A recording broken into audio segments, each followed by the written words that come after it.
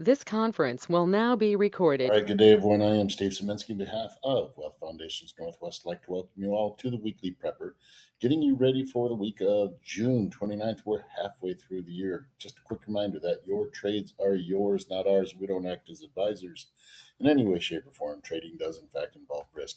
All right, so doing normal schedule this week, even though it's 4th of July week, I'm going to be celebrating next week, and so I'll be hitting the road and traveling next week. So no classes next week, but I'm going to do a normal schedule this week, as I said I would.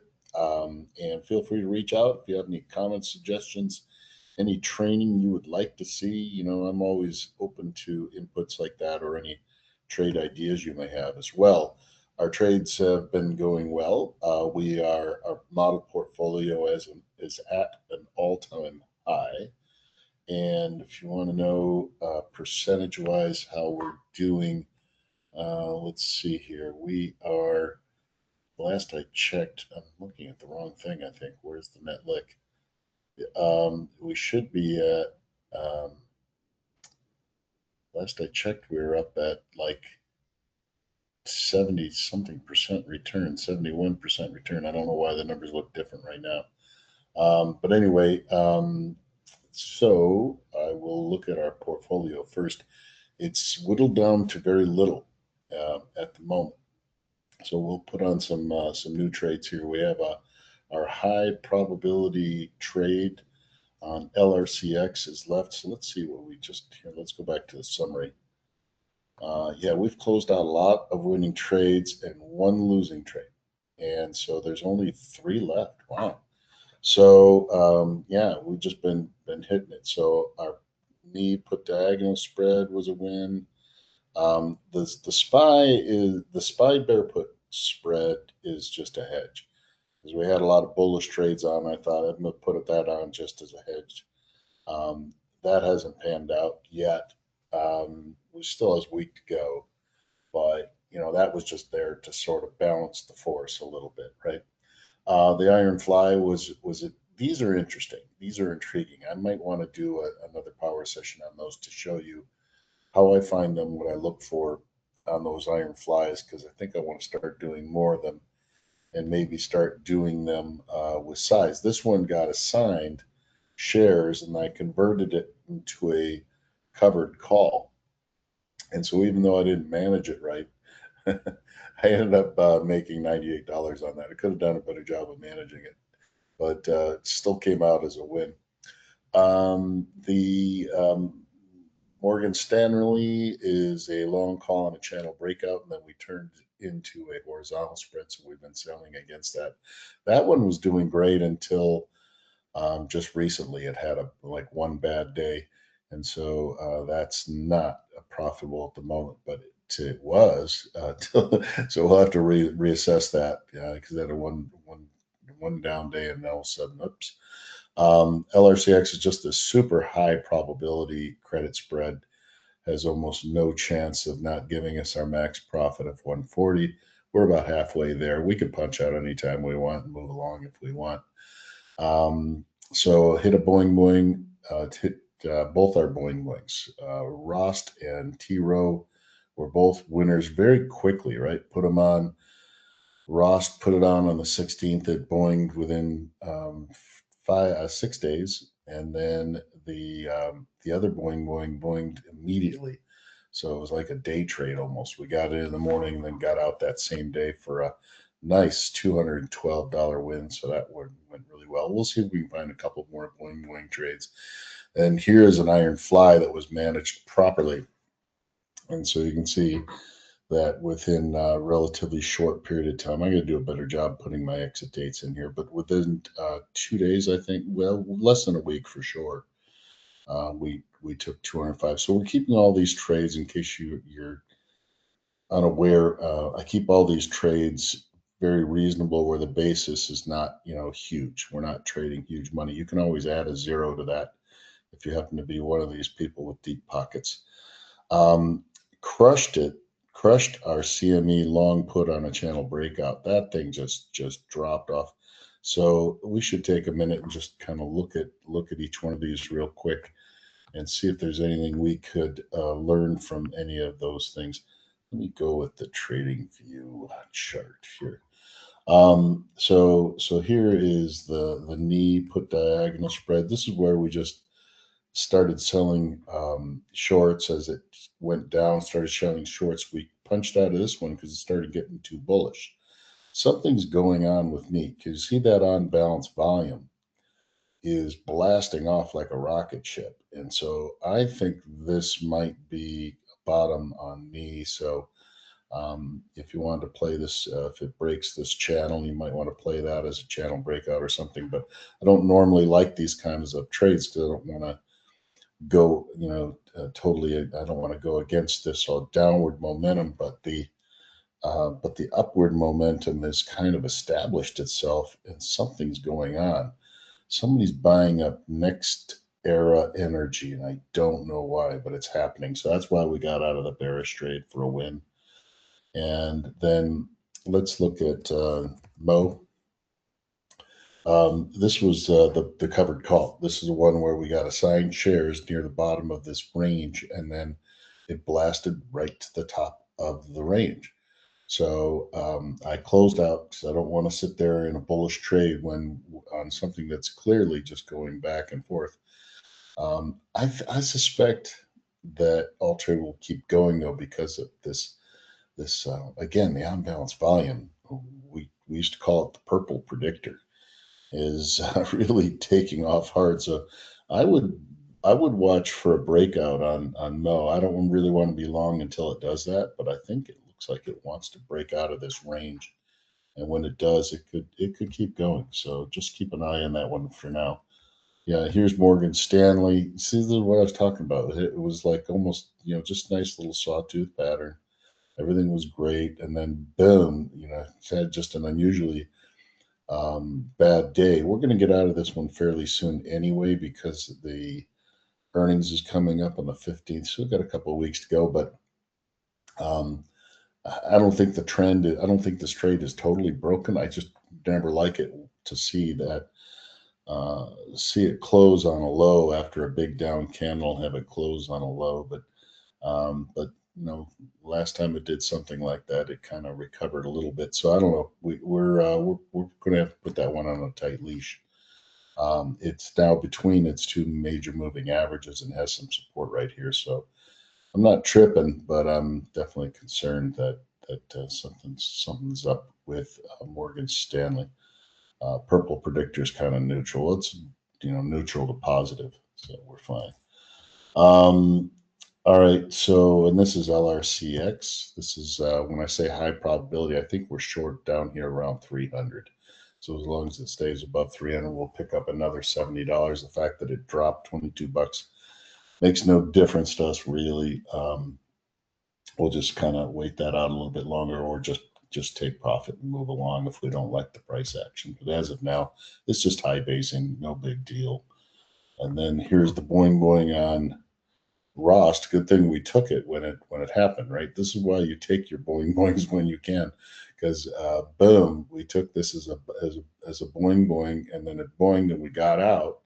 Thankfully, we got out because then it just got destroyed and just fell over after that. So that's interesting. Price action, where it looks like there's a pretty decent buy zone down here. So I'm not interested in shorting this. I think this buy zone, and I'm going to identify it here for you so you can see what I see. We have a drop, okay, then a base, and then a rally. See that massive rally? Boom. So that explosion, that move out, and that breakout creates a little buying zone right in here. You can see how it came in there, tested the zone, and then bounced just ever so slightly intraday. So I'd be looking for, if that holds, then this might just be a buying opportunity on ROST, raw stress for less, even just like it was back in here. This turned out to be a really nice buying opportunity, and it could be again here.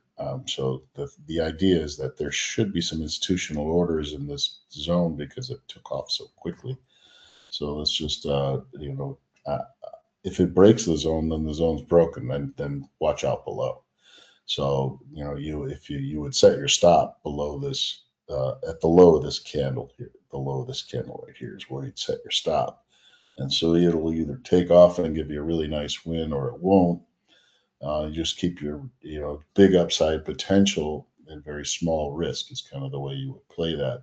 But there's always that possible possibility that it could have another big down candle like that. If you don't respond fast enough, then that could still be a problem.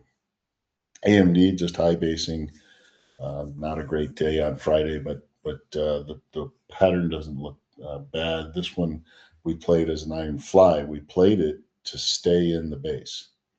Okay, is how we played it. And so I actually punched out of this one with a limit order. I said, look, I'm gonna sell this thing for 1760, and if I can buy it back for 1560, I'll take it. So I put in the limit buy order at 1560 for a $200 profit, and I just let you know the price action determine whether or not when and if I would get out. And with a very limited risk of $240, I figured, okay, that's fine. That's like almost a 1-to-1 reward to risk.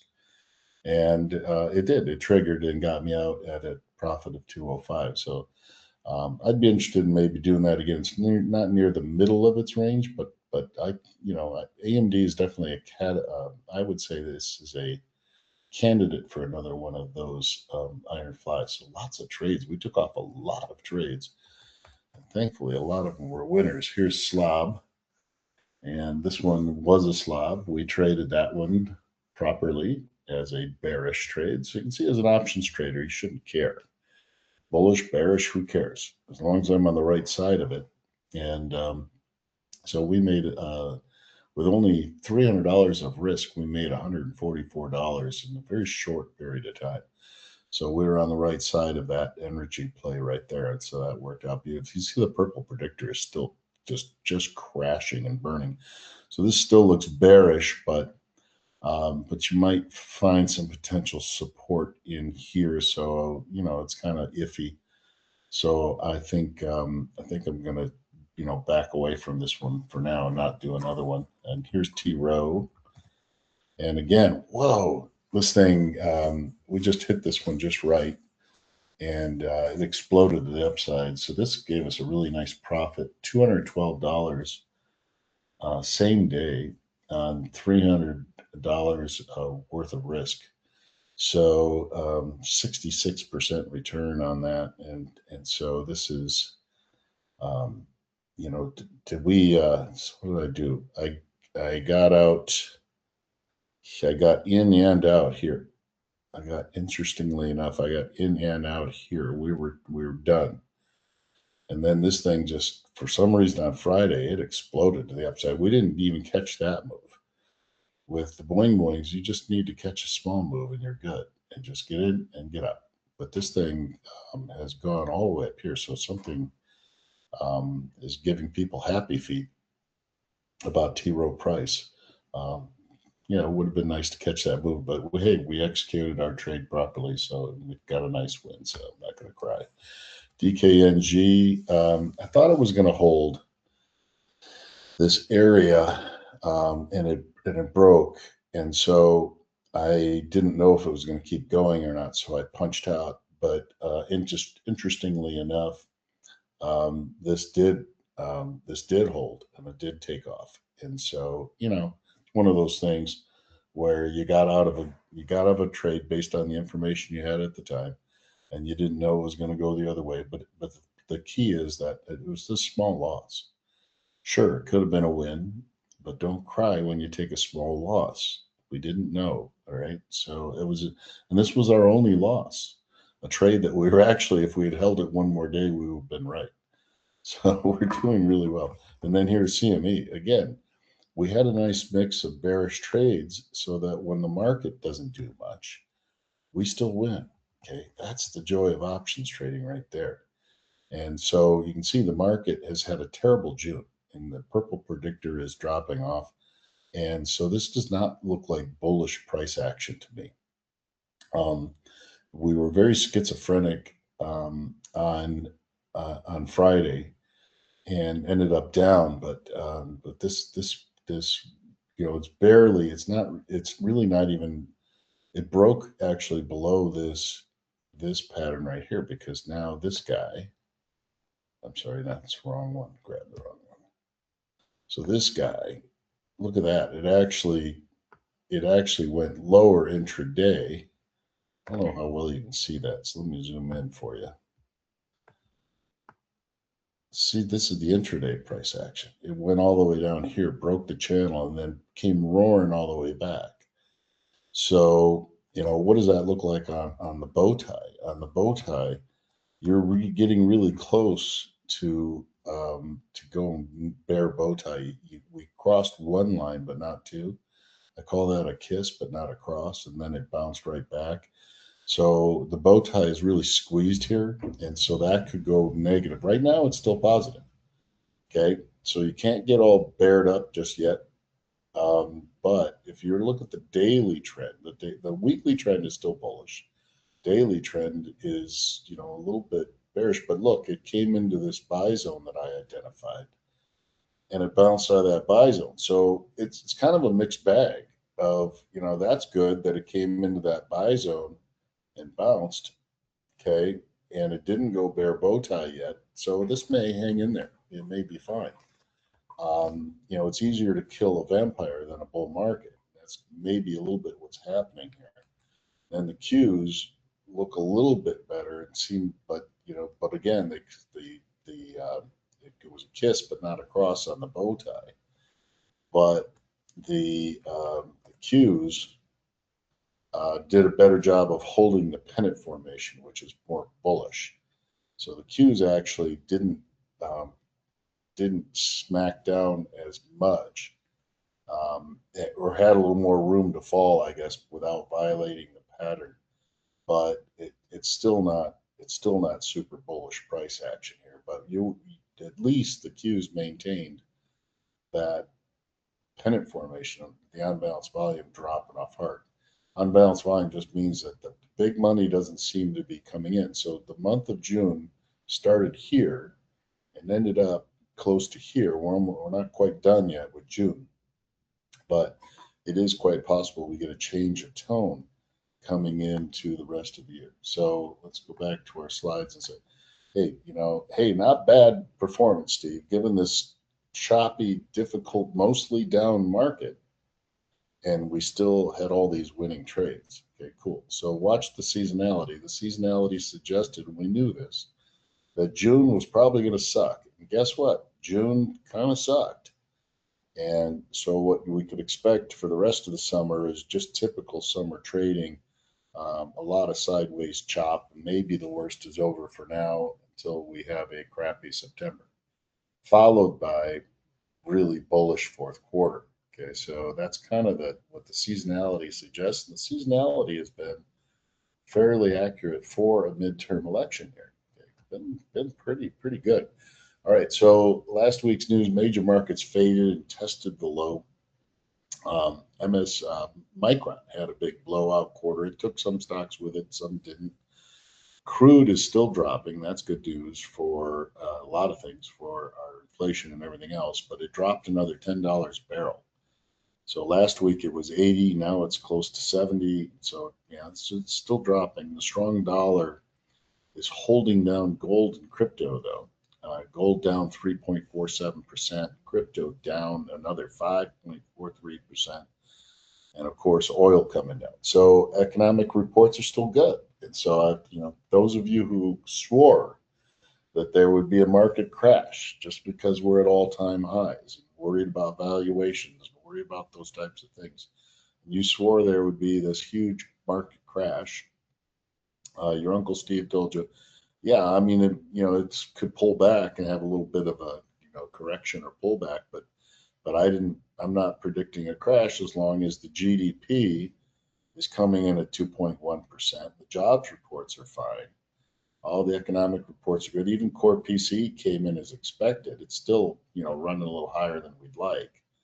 but it came in as expected. And so the markets, were mixed. And so the Russell actually led the way, and the SPY wasn't down that much. The Qs took a little bit of a beating, but I think it's the Qs pattern is a little bit better. And we're getting rotation even within tech. It's like one day AI trade and semiconductors hot. One day it's not. So it's bouncing around here. Meanwhile, quietly, healthcare, cyclicals, healthcare had the best 1 week performance of any sector. Did you realize that? Look at these defensive. For the last week, these defensive sectors did the best: utilities, real estate, healthcare, consumer defensive. All of these there's definitely a rotation, and tech over the last week did the worst. So watch for the sector rotations that are naturally happening, and maybe we get ourselves long a little bit more healthcare, because the action, the positive price action, other than Micron, the positive price action was not in tech of any kind, of any shape and form. I don't care if it was Apple, Nvidia, nothing. Nothing was working in big tech, and a lot of things were working elsewhere. Interestingly enough, look at that. Look at healthcare, beautiful healthcare, utilities, real estate. So this is the weekly. This is the weekly heat map, and the banks held up pretty good. The industrials held up pretty good. Caterpillar's been on a tear, and so it's not a market that where everything is red. I've seen markets where everything was red. I'm just red across the board. Nothing was working. Well, this is not that market. This is that market where you have to be a good stock picker and that sort of thing, and look for the bright spots. So the AI tech trade is very choppy, and even within tech, it goes back and forth. Good day, bad day, and so it's just a lot of chop. It may be best not to be trading those too much. Okay, those tech stocks, until we kind of see if they're going to find themselves. If they do, it's going to be a great opportunity, and I think there may be more opportunity in the beaten down names like Microsoft or Netflix. There some at some point, I think money should rotate back into those stocks. I think of the big tech stocks, Google's been getting beat up hard, and I don't know why. But Google's got pounded again, breaking to another new low on high volume, right? And so it's at this low right here. It tested it, bounced a little bit, and so at some point, these beaten down tech names. Here's Microsoft. Look at Microsoft, exploded to the upside. I don't know why. It was time. I'm sure there's some news that says Microsoft is honky dory, but yeah, some of these Microsoft raises its Xbox prices, whatever. There's no big news there, but for some reason it bounced. It was just we're probably ready to bounce. Look at Amazon. Look at that unbalanced volume on Amazon. And so I would watch for some of these big tech names that are beaten to heck. Watch for them to bounce back. Not so much on Meta, although Meta is kind of hitting a multi-month low soon as well. And it had a little bit of a bounce on Friday. I don't know what to think about Tesla. It had a little bit of a bounce on Friday. It may have come into an area of support. On balance, fine, looks fine on Tesla. So this could be one that bounces back. And what am I missing here? How about, well, Apple just got destroyed. Apple, and then it took back some of that. Some people said, "Well, there's a good buying opportunity on Apple." Boom. So this is very choppy. Just trade the market in front of you as best you can. And if these roller coaster type stocks are going to be, make you sick to your stomach, then find something boring. Find some boring like GE, some boring industrial stock. Here's Caterpillar. Caterpillar might be just had a little run up, doing a little nice basing there. High volume candle to the downside, though. Careful, gave back $59, but overall the pattern is fine. So what's its best friend? Its best friend is DE, John Deere. Pretty similar price action there. It had an inside day. So there's other places to play. Here's United Healthcare. Boom, fresh channel break on United Healthcare. So if you want, I would take it, except it's pretty close to its earnings date. You might do a runaway bride or something like that, but maybe find something in healthcare or just play the overall. Oh wow, here's the overall um, ETF for healthcare. Look at that on balance volume perking up. So man, this thing is just hit its 52-week high just like that. Boom. And so after being beaten down for a long time, XLR real estate, this looks really good too. As far as not being overextended from its 50 SMA, XLRE, you could do a lot worse. Want something a little more boring, a little more defensive, with decent on balance volume and trend and everything else. You could probably do a lot worse than real estate. So that's kind of the lay of the land and of our existing trades. Everything's what we got here on the existing trades. I've already gone over that. So continuing on, so nothing major. You got Tuesday JOLTS report, job openings, consumer confidence. The ADP jobs report could be a little bit of a market maker. ISM, no big deal. The unemployment rate, you're not even going to have a jobless claims this week. And then you got the holiday on Friday. There's almost no earnings. Nike and and and uh, and General Mills. So I expect these defensive sectors plus financials and industrials kind of to stay a little bit on the stronger side. Not giving up on tech. It's just been very schizophrenic, don't be shocked if tech has a big week. It might, but just stay on the sidelines if you can't handle the roller coaster on tech. And then we still expect the communications, consumer, and energy to be week in the coming week. So really not much in terms of earnings. You got Nike on Tuesday after the close in General Mills. Big deal. I mean, it's the most boring earnings week you could possibly imagine. So boring can be good, and a lot of times ahead of a holiday week, you generally get, and it's pretty high correlation. You generally get moderate bullishness. Moderate bullishness is what to expect um, for the week ahead. So I'm leaning moderately bullish this week. All right, so trade wise, maybe we'll put on one bull, one bear. Let's see what we got here.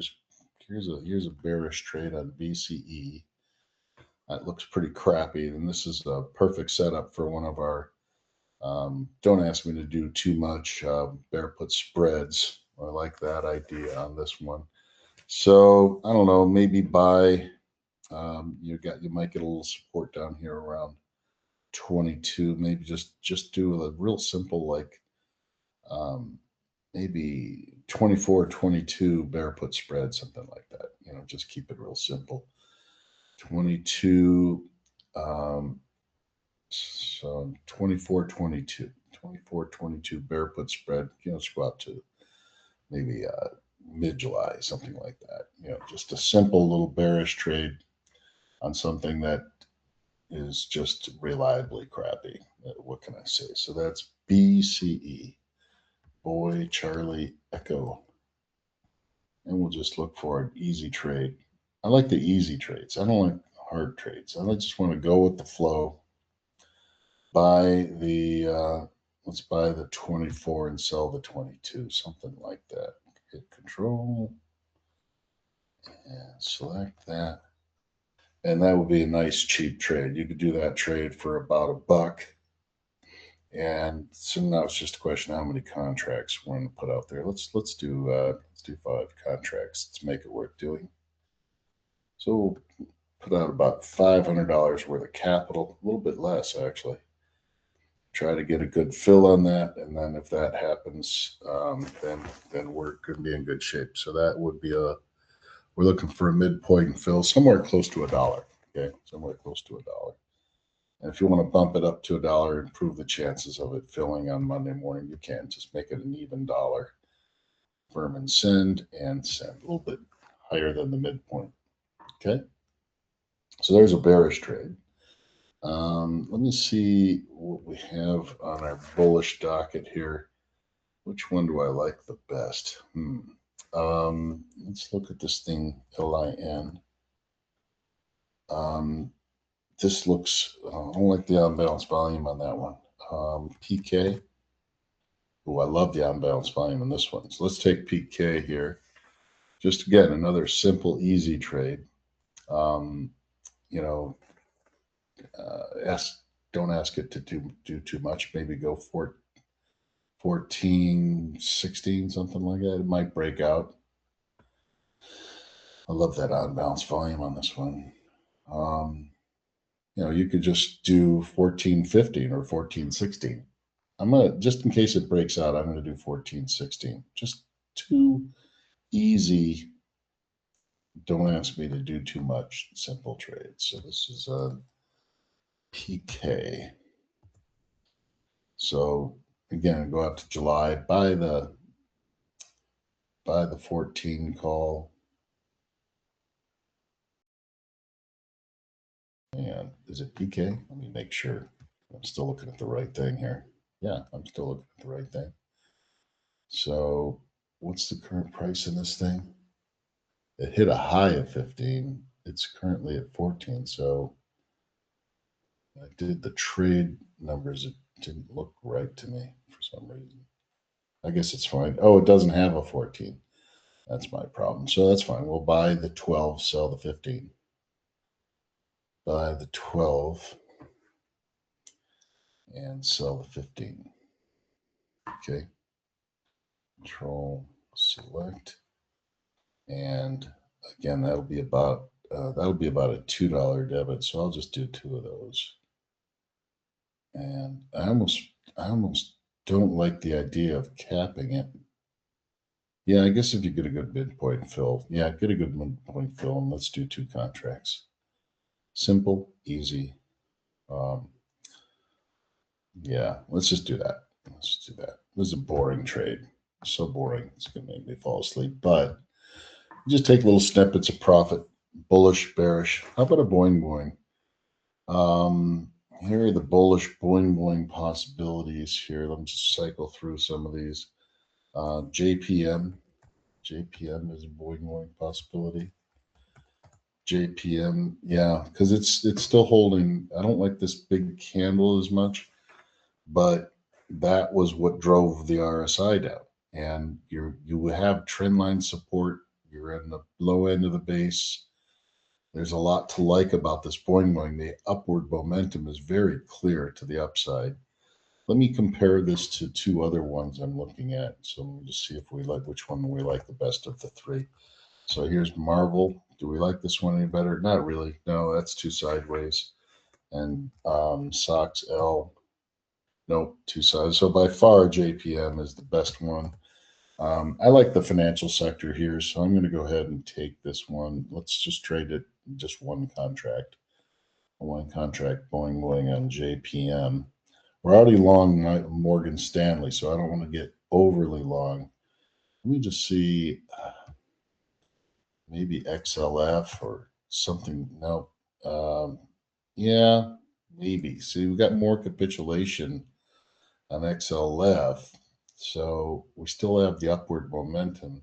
Maybe better just to take the XLF here, but it's already started rising up. It's not as good a boing signal, but let's look at some other financials. So I actually like the nice thing about JPM is it's still holding its base, and so Citigroup has lost its base. Yeah, I'm gonna go with JPM. I'm gonna go ahead and go with JPM. We'll be a little bit overweight in financials, but financials overall look good to me, so I'm okay. a little bit overweighting, just a couple of cheap trades here. And so we'll buy a 35 to 45 delta. So maybe we could go as cheap as the 3775 strike for $5. Um, but I think I like rounder numbers, so I'm going to take the rounder number. Would probably be the better fill potential, easier. See how much does that cost? That's going to be about 585. If we go 330, that'll be a little bit more, but the spread's even tighter. Let me think here. I think this one will do just fine. I think we'll take the 335. July's too soon though. We got to go out to August now. We got to go. You got to go out at least 30 days on your boing boing. Okay, that's the rule. So I don't question the boing boing rule. I've been trading it for decades, so you don't question the rule. These spreads are a little wide, so you're gonna have to get a good fill. Delta, we could go as low as the 340. That's a $2, dollar something wide spread. That's no good. That's better. These I don't like these $2 wide spreads, so we're not. You don't want to do that on a boing boing, and they'll tighten up. I'm not worried about them tightening up. You know what might be better? You have to. It's just maybe find a little cheaper stock like Intel. Intel, I think, might be a better boing boing here. See how it's got the capitulation going on here, but still holding its trend. Yeah, this looks like a much better boing boing. And we'll get tighter spreads for sure. So let's go out to August. And then, oh yeah, much better on the spreads. So 35 to 45, we can go as cheap as the 155. And let's do that. Let's go as cheap as we can because it's kind of an expensive option. So we'll buy that. 980 is a little more than I like to spend on a boing boing, but I think we're okay. We'll try to get a midpoint fill on that. Just one contract. So an Intel boing boing, and even though it's semiconductor, it's one of the more calmer ones. So let's go with a calm semiconductor boing boing, and let's see if we can find a bear boing boing here, and then we'll call it a day. Let's not get too crazy while the market's crazy, but just pick our spots here. I've been wanting to trade Adobe so badly. This is a classic boing boing here. It's kind of going to be a little pricey, so it may not work. But let's just see, because if it works, yeah, it's a little pricey, but no worse than Intel. All right, let's play Adobe to the downside. And we could go as cheap as 195. So let's do that one. The spread's fine. So let's do the 195. Try to get a midpoint fill as best we can. Confirm and send and send. So one bullish, one bearish. So 4 trades, 2 bullish, 2 bearish. And so we're not really committing either way just yet in this market. And just being a good stock picker. Just being a good stock picker is all we're trying to do. So that's the life of an options trader. Find the setups you like based on some rules, and modify your mix according to what the market's telling you to do. The market's telling us to be cautious, maybe just kind of neutral with cross currents, and so we're going to remain neutral with bullish and bearish trades, and winning most of them, almost all of them. All right, we have our hedge in place in case everything falls apart. All right, on behalf of Wealth Foundations Northwest, it has been my pleasure to have been your coach today. Hope you enjoyed the session. Tell your friends. Would love it if you go ahead and tell your friends about us here. Send them here. Email me directly, or you could go to our website, that sort of thing. Take care, everybody, and we'll see you next time.